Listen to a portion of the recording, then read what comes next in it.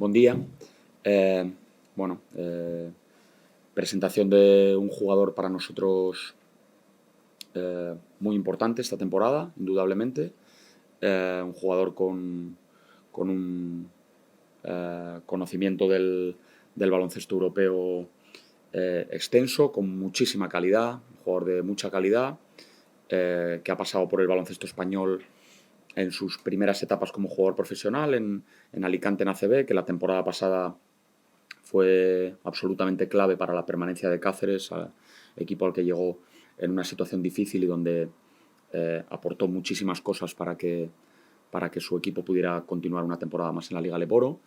Un jugador exterior, como sabéis, con capacidad para generar desde el tiro de 3 puntos, capacidad para generar también con el balón en el suelo, mucha capacidad ofensiva en líneas generales y también buenas condiciones para defender y para en general ser un jugador de equipo. No es un jugador en absoluto egoísta, es un jugador que puede anotar, pero también puede hacer mejores a sus compañeros.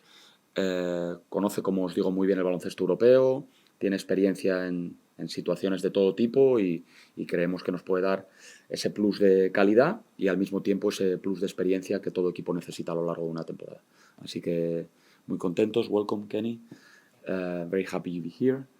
And, y aquí estamos para intentar que Kenny tenga un buen año con nosotros y sea el mejor año posible para nuestro equipo. Kenny, welcome. Tell us why you choose Lleida, why you choose the offer from Mrs. Jose, why you are here. Well, the first thing is I've heard only great things about the organization.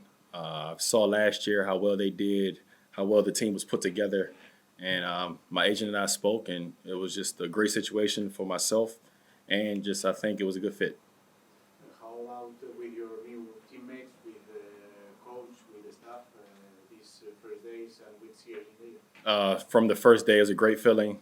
The first 3 days, it felt like I've known the guys for months already. So I felt like it was a team, a family immediately. Unfortunately, Marvin went down, and after that, we got even closer. So it was a great feeling from the start.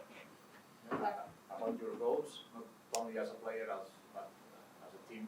Honestly, my personal goals is only with the team. Of course, to win a championship. I guess the only reason I still play.